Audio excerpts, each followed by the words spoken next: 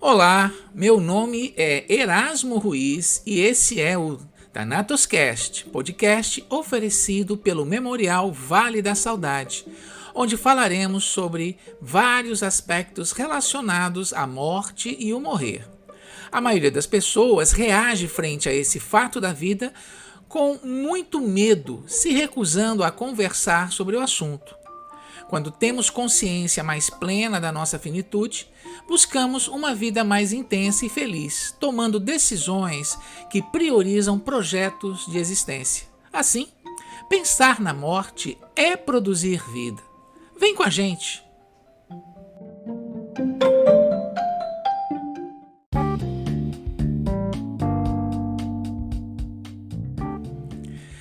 Thanatos Cast. Tudo o que você queria saber sobre a morte, mas não tinha coragem de perguntar. Hoje vamos conversar sobre um assunto que, infelizmente, está se tornando mais corriqueiro do que poderíamos imaginar. Falo a respeito de uma situação onde fica evidenciado a dificuldade que as pessoas têm, em sua maioria, de se expressarem publicamente diante da morte com emoções. Por exemplo, como a expressão do choro. Muitas pessoas se dizem envergonhadas ou pedem desculpas por estarem constrangendo os outros com o choro, com o lamento, com o sofrimento. Bom, eu vou tentar ilustrar a partir de uma história que eu mesmo presenciei, que eu estava lá, é sobre isso que eu estou tentando dizer para vocês. Era um velório de um professor muito famoso. O auditório central da universidade estava lotado. Uma plateia que em tom solene murmurava com todas as vozes surpresas com um acontecimento tão previsível, mas que sempre vem disfarçado de insólito. A morte é, na verdade, uma impossibilidade que repentinamente acontece. No palco do auditório, o espetáculo da morte estava montado. No centro, o caixão guarnecido por muitas coroas. De longe dava para ver a face lívida do morto que em outros tempos nos cumprimentava de forma tão sorridente. Em volta dele, cadeiras não muito confortáveis eram apossadas pelos parentes mais próximos. O tempo passando, homenagens musicais de outros alunos e uma expectativa crescente tomando o ar, quanto mais se aproximava o momento da despedida final. Foi quando a viúva começou a chorar longamente. Um choro muito alto, praticamente uma súplica. Neste momento, no ápice do espetáculo da dor, o auditório foi tomado por um silêncio opressivo. Todos pareciam muito mais incomodados com o pranto do que com a própria morte.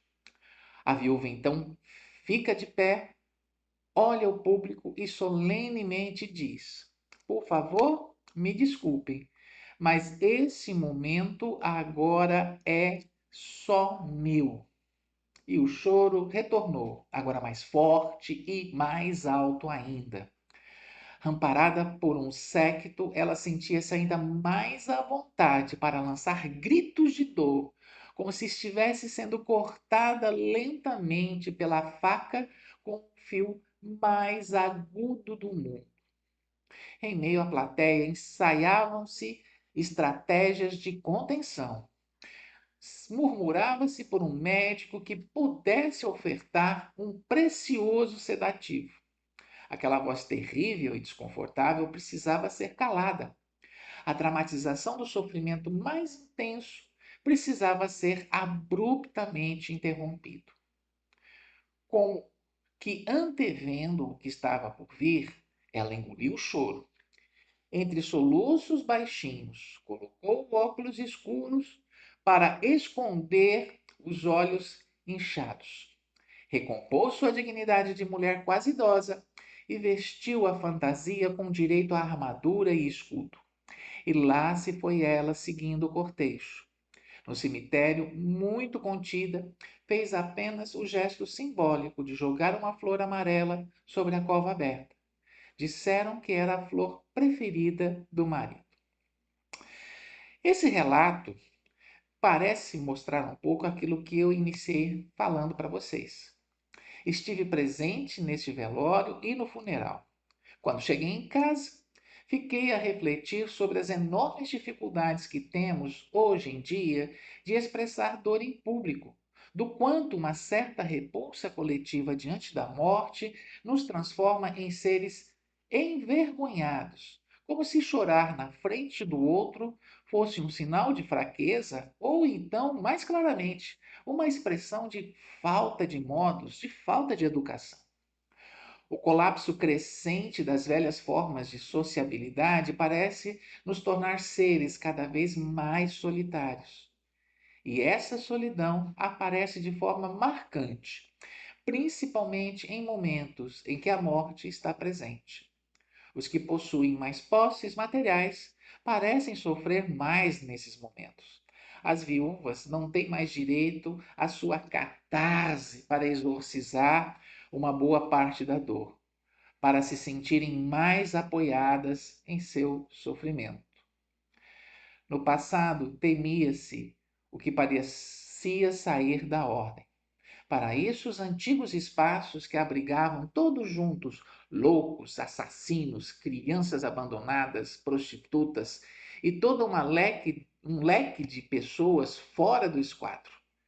Era criado, então, a noção antiga do manicômio, do hospício. Hoje, somos mais sutis no manejo desse temor.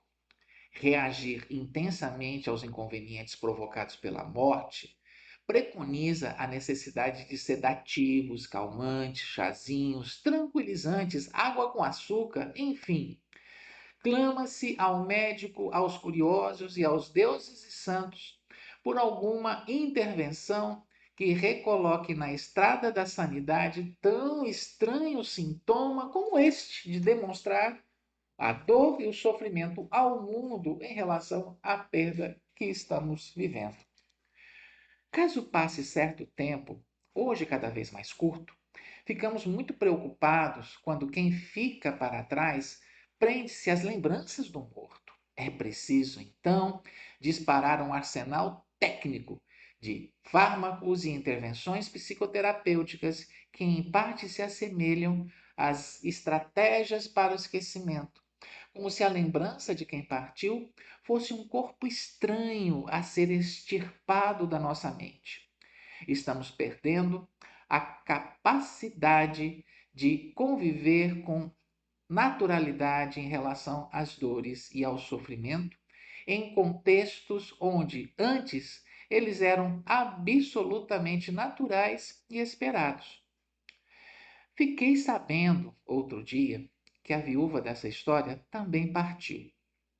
Em meio às minhas esperanças e fantasias, quero que ela tenha se reencontrado com seu companheiro e tenha ouvido dele as seguintes palavras: Eu ouvi naquele dia teu pranto tão sofrido e também chorei por não poder te abraçar.